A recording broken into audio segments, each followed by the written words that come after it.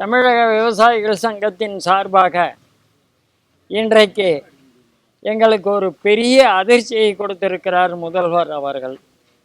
110 விதியின் கீழ் பால் உற்பத்தியாளர்களுக்கு விலை வரும் என்ற எதிர்பார்ப்போடு நாங்கள் எல்லோரும் டிவி முன்னால் உட்கார்ந்து கொண்டு இருந்தோம். ஆனால் அவர் அறிவித்ததோ 35, 3, 38 ரூபாய். ஆனால் அவர் சொல்லியதோ 38 ரூபாயிலிருந்து 3 ரூபாயை உயர்த்தி 41 ரூபாய் கொடுக்கிறேன் என்று சொல்லியிருக்கிறார். ஏற்கனவே 35 ரூபாய் எங்களுக்கு விலை நிர்ணயம் செய்யப்பட்டு கூடுதலாக ஊக்கத்தொகையாக ஒரு 3 ரூபாய் கொடுத்திருக்கிறார்கள். அதையும் சேர்த்து இவர் 41 ரூபாய் என்று சொல்லியிருக்கிறார்கள். இது மக்களை ஏமாற்றுகின்ற ஒரு செயலாகவே இருக்கிறது. உள்ளபடியே பணம் 1 லிட்டருக்கு எவ்வளோ ஏற்றிருக்காங்கன்னா 3 ரூபா தான். இதிலேயே 55 கோடி ரூபாய் ஒரு மாதம் செலவாகுது என்று சொல்லுகின்றார்கள்.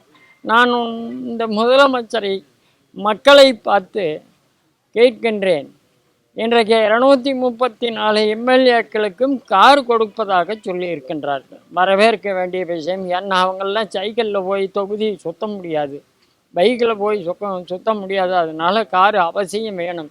அவர்களுக்கு சம்பளம் இல்லாத மக்கள் சேவை செய்து கொண்டு இருக்கின்றார்கள். ஏன்னா அவர்களை எல்லாம் குறை சொல்ல முடியாது, கொடுக்கலாம். அதற்கு உண்டான செலவு எவ்வளவு? இது யாருடைய பணம்? மக்களுடைய பணம். மக்களுடைய பணத்தை இப்படி வீணடிப்பதற்கு தான் ஒரு அரசா? சொல்லுங்கள். எங்களுக்கு இந்த விவசாயிகள் 3 வேளையும் உணவு உற்பத்தி பண்ணி கொடுக்குற ஒரு விவசாயி கஷ்டத்தில் இருக்கிறான். யார் காரோடு இருக்கிறாங்க சொல்லுங்க பார்க்கலாம். எந்த விவசாயியாவது போய் கேளுங்க, உங்களுக்கு காரு பங்களா இருக்குதான்னு. இல்லை, எல்லாம் ஓட்ட சைக்கிளில் ஓட்டிக்கிட்டு இருக்கிறாங்க. இப்போ ஏதோ இந்த டிவிஎஸ் 50 வந்ததுனால ஓட்டிக்கிட்டு இருக்கிறாங்க. அதே சமயத்தில் இந்த பால் வேறு வழியில் எங்களுக்கு ஒரு வருமானம் வந்து கொண்டு இருக்க, சந்தை செலவுக்காவது வருதுன்னு சொல்லி சந்தோஷப்பட்டுக்கிட்டு இருந்தோம். அதுலேயும் ஒரு பெரிய இடி. எல்லோரும் ஆவினை விட்டு வெளியே செல்வதற்கு உண்டான வேலைகளை இந்த அரசு செய்து கொண்டிருக்கிறது. கூடிய விரைவில் கூட்டுறவு அமைப்பு என்று ஒன்று இருந்ததாகவே மக்கள் எண்ணுவதற்கு சிரமமாக இருக்கிறது. எனவே அரசு இதனை பரிசீலித்து, உங்களுடைய ஆட்சியும் திறமையும் நாங்கள் குறைவாக மதிப்பிடவில்லை, அதே சமயத்தில் வேறு விவசாயிகளை எங்களை ஏமாற்றாதீர்கள் என்று சொல்லி, விவசாய கடனும் பாருங்கள் 3 தடவை அறிவித்தார். 3 தடவையும் 75,000க்கு 50, 25. இப்போவும் அதே தான் அறிவிக்கிறாரு. இது என்ன நிலைன்னு எனக்கு தெரியல. இது அதிகாரிகள் சரியான தகவலை கொடுக்கவில்லை என்ற ஒரு ஐயப்பாடு எங்களுக்கு இருக்கிறது. இதையெல்லாம் சரி செய்து பால் விலையும் கடன் தள்ளுபடியும் செய்யவில்லை என்று சொன்னால் விவசாயிகள் நாங்கள் விவசாயத்தை முழுமையாக நிறுத்திவிடுவோம். அதே சமயத்தில் பால் உற்பத்தியும் நிறுத்துவதற்கு தயாராக இருக்கின்றோம்.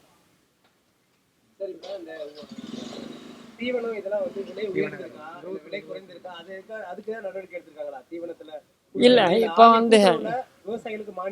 ஆவின் கூட்டுறவுல தீவனம் கொடுத்துக்கிட்டு இருந்தாங்க. 1 கிலோ 25 ரூபாய். இதற்கு முன்னாடி கிலோ 18 ரூபாய் கொடுத்துக்கிட்டு இருந்தாங்க. இப்போ அதுவும் விலையேறி போச்சு. விலையேறினாலும் பரவாயில்ல, அதுவும் முழுசாக கிடைக்கிறது கிடையாது. ஏன்னா தீவனமும் தட்டுப்பாடு. இன்னொன்று, தனியார் நிறுவனங்கள் 1 கிலோ தீவனத்தை 30 ரூபாய்க்கு கொடுக்கின்றார்கள். வேறு வழி இல்லாமல் இங்கே கிடைக்காத தீவனத்தை தனியாரிடம் 30 ரூபாய் கொடுத்து கொள்முதல் செய்து கொண்டு இருக்கின்றோம். அதிலும் எங்களுக்கு நஷ்டம். இன்னொன்று, வறட்சி.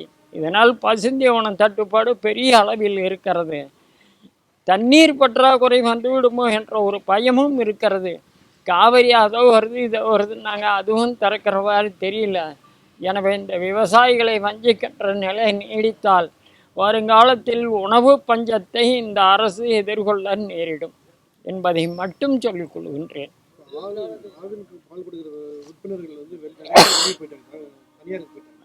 ஆமாம் ஆமாம், ஏங்க இருக்கிறவங்களே இப்போ வெளியே போகிறதுக்கு தயாராகிட்டாங்க. 3 ரூபாய்க்குலாம் எங்களுக்கு கட்டுப்படியாவது, தனியார் 45 ரூபா கொடுக்குறாங்க, நாங்கள் அங்கே போயிடுறேன்னு சொல்கிறாங்க. இதை காப்பாற்ற வேண்டிய அரசு இன்றைக்கி தனியாருக்கு போகக்கூடிய உறுப்பினர்களை நிறுத்துவதற்கான முயற்சிகள் எதுவும் எடுக்கவில்லை.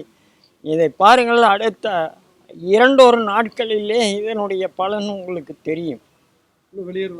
நிச்சயமாக வெளியே போயிடுவாங்க. கூட்டுறவை காப்பாற்றணும்னு நினச்சாங்கன்னா அந்த கூட்டுறவு இயக்கத்தை எங்கள் கையில் கொடுத்தாங்கன்னா நீங்கள் விலையும் நிர்ணயிக்க வேண்டியதில்லை, எதையும் நிர்ணயிக்க வேண்டியதில்லை. நாங்கள் அதை அமுலுக்கு சரிசமமாக நடத்துவதற்கு உண்டான திராணியும் தெம்பும் எங்களிடத்திலே இருக்குது. ஆனால் அந்த அரசு விட்டு கொடுப்பதற்கு மனம் இல்லை. தனியாருக்கு லாபம். ஆவின் அழிந்து விட்டால் தனியார் இன்றைக்கு 45 ரூபாய் விலை கொடுப்பவர்கள் ஆவின் இல்லை என்று சொன்னால் 25 ரூபாய்க்கு மேல் விலை கொடுக்க மாட்டார்கள். அதுதான் என்ன புரியல. அரசு தனியாரை ஊக்குவிக்கும் விதமாக தான் இந்த நடவடிக்கை இருக்குமோ என்ற சந்தேகம் எங்களுக்கு வருகிறது. அதுதான் நடந்து கொண்டிருக்கிறது.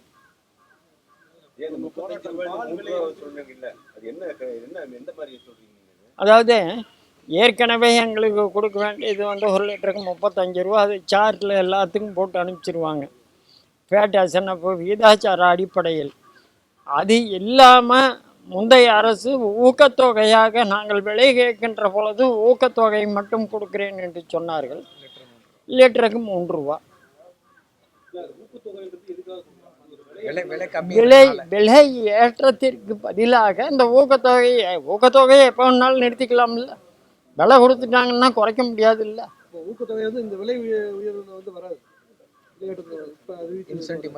இல்லை, அதுதான் வருமா வராதாங்கிறது அரசு முடிவெடுக்கணும். இப்போ கொடுத்துட்டு இருக்கிறாங்க. ஒரு தரமான தீவனம் கொடுத்தா தானே பாலுக்கு எஸ்என்எஃப் வரும். தரமான தீவனம் கிடைக்கிறது ஒரு குற்றச்சாட்டு இருக்கு. தரமான தீவனங்கள் கிடைக்குதா? அது கிடைச்சா தானே அந்த எஸ்என்எஃப் தான் அதிகம். அதாவது தரமான தீவனம் மட்டும் இல்லை, அடர் உள்ள தீவனங்கள் அது எடுக்கின்ற அளவுக்கு கொடுத்தால்தான் நமக்கு தேவையான அந்த எஸ்என்எஃப் ஃபேட்டு எல்லாம் வரும். இல்லைன்னா ரொம்ப இப்போவே பாருங்களேன், இந்த வறட்சி வந்ததுலேருந்து எங்களுக்கு சராசரியாக 35 ரூபாய் அறிவித்திருந்தாலும் இங்கே கிடைக்க வேண்டிய தொகை வெறும் 31 ரூபா தான். அதுக்கு மேலே ஏறல. 31, இந்த ஊக்கத்தொகை ஒரு 3, 34 ரூபா தான் கிடைக்குது. அதே நட்டம் தானே நாங்கள் சொல்லிக்கிட்டு இருக்கிறோம். ஆனால் தனியார்